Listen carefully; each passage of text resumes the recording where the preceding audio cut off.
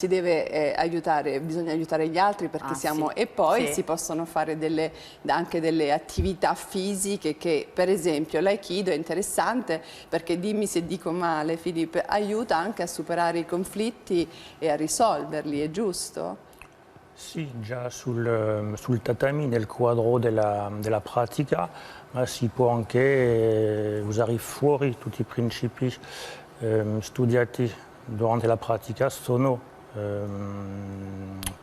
essere adattati alla vita quotidiana. Una lezione adesso tua proprio di qualche giorno fa, c'è anche una donna, ecco, è anche indicata per le donne questa arte marziale. È molto indicato per le donne perché richiede un sacco di qualità femminili, come l'intuizione, la sensibilità, la fluidità, il rilassamento, sì, molto adattato alle donne. Sì. Anche per la difesa?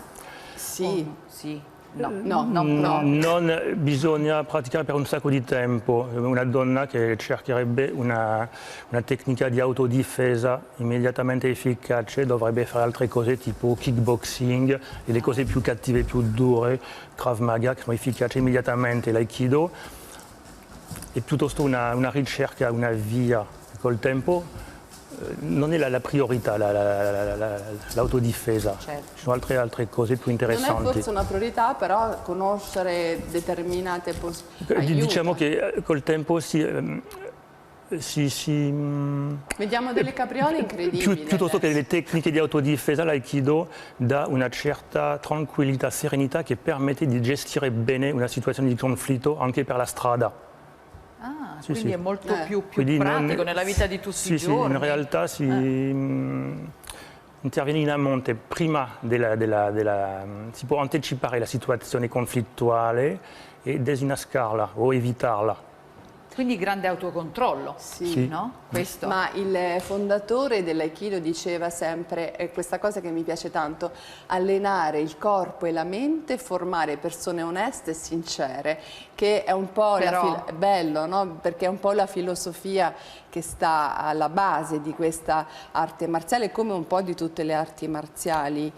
Purtroppo non tutti, perché l'Aikido si è tenuto questo aspetto, questa via, al contrario di altre arti più conosciute come il karate, lo judo, che sono stati pervertiti dall'aspetto agonistico e si è perso completamente questo senso energetico, spirituale, diciamo, che ci siamo tenuti nell'Aikido.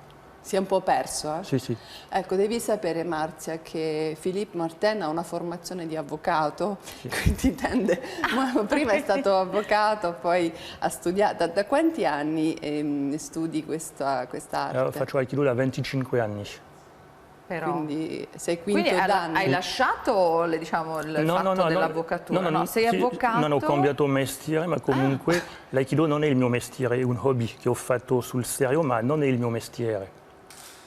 Perché lui in realtà è un osteopata, poi ha fatto tutto un percorso molto particolare. Ecco, e l'Aikido, quindi ecco, a me interessa molto questa cosa di superare i conflitti positivamente, nel senso che non c'è aggressione. Di fronte all'aggressione bisogna abbandonarsi letteralmente alla situazione, alla persona che aggredisce.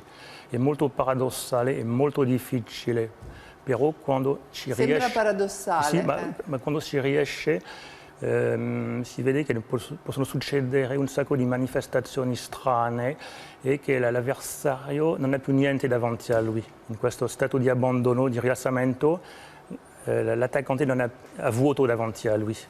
Non ha più motivo. Cioè, non bisogna reagire, questo ci sta dicendo? Sì, perché usiamo delle tecniche, modi particolari di spostarsi rispetto alla persona che attacca, ma col tempo queste tecniche sono meno importanti dello stato fisico-mentale e questa è la cosa fondamentale. E poi i movimenti sono tutti, non a caso, movimenti a spirale, quindi c'è questa rotondità che ha anche a che fare quindi con l'abbandonarsi, non c'è il contrasto geometrico, no? Cioè l'aspetto... Sì, no, al contrario, dà questa sensazione di spirale perché la persona è aspirata da una spirale, ma la persona che fa la tecnica invece deve rispettare spostamenti molto geometrici in realtà, ma dà alla fine questa impressione di spirale che in realtà è un'impressione che non corrisponde alla realtà. A quali persone sono consigliate, per esempio, questo?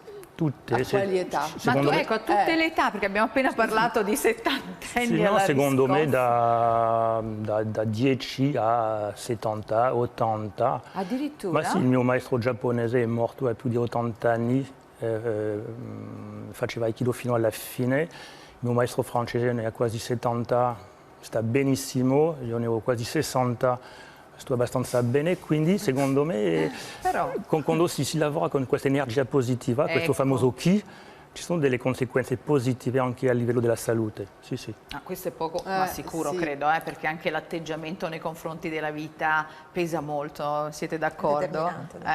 Anche appunto sia uno sport di questo tipo, piuttosto che un atteggiamento positivo nell'aiutare gli altri, no, Maria Grazia? È fondamentale proprio per farci stare meglio. Cambia proprio l'approccio mentale, poi fisico, tutto poi si tiene. Ma una cosa mi veniva in mente di chiedere per quanto riguarda Roma Altruista, quali sono le attività che poi vengono più fatte dai volontari? Cos'è che... Senza dubbio, penso alle distribuzioni pasti, le nuove povertà, e piacciono anche molto le lezioni di italiano e le attività con i bambini. Sì, sono quelle in generale tutte le attività dove c'è un contatto umano con persone diverse. E, in realtà, diciamo, una delle cose belle di fare volontariato è che si entra in contatto con persone che siano altri volontari o anche le persone che si aiutano, che sono completamente diverse da noi come lavoro, come attività, come storia. E da questo incontro nasce una trasmissione di qualcosa. Se non sbaglio ci sono anche tante persone che chiamano per offrire delle cose. Sì, una cosa bella che succede è che ci capita spesso di avere persone che ci chiamano perché hanno qualcosa da regalare. Persone o aziende, ultimamente per esempio abbiamo avuto un grande supermercato che ci ha chiamato offrendo 100 giocattoli leggermente danneggiati e noi abbiamo comunicato questa cosa alla nostra rete di associazioni con cui lavoriamo e loro sono andati a prendere e li hanno distribuiti ai bambini con cui lavorano. Quindi si crea una sorta di rete virtuosa di persone, di altre associazioni, di aziende che contribuiscono per rendere la città dove ci troviamo un po' meglio. E poi c'è questa circolarità che ritorna, no? Nell'aikido, nella rete, cioè questa cosa che le cose, se si sanno incanalare bene, vanno poi nelle giuste direzioni e si crea tutta una spirale positiva. Certo. Volevo chiedere a Filippo, ecco, tu mi dicevi quindi si può fare anche ad età avanzata. Mi hanno colpito queste cadute di schiena però. No, perché sono... Mi piacerebbe farlo, però penso a queste cose, aiuto, il mal di schiena. No, sono spettacolari, ma sono... Ecco, sono tonde, sono fluide, sono fatte in uno stato di rilassamento. E poi... quando si vedono questa gente che cade, in realtà la caduta non è decisa, come se la persona fosse portata da questo famoso Ki, e il Ki che provoca questa cosa spettacolare, fluida. Non c'è intenzione di cadere in modo particolare, la persona è veramente presa dalla tecnica, non si fa domande e cade naturalmente. Noi abbiamo anche una clip col bastone, una seconda clip, non l'abbiamo vista credo, perché poi si usa anche il bastone. Si possono usare diverse armi, sì, ma per imparare a spostarsi, diciamo che per potenziare le tecniche di Aikido, è un complemento. Eccolo qua, sì, lo vediamo. In effetti sono dei movimenti fluidi. Sì, stessa cosa col bastone, si potrebbe usare il bastone in modi diversi, più cattivo, più duro, invece come lo usiamo noi, sempre nella ricerca della fluidità, del rilassamento, dell'abbandono. Sì. Io ho una curiosità da chiedere a Roma Altruista, che abbiamo sentito però in tante altre città, questo modo di creare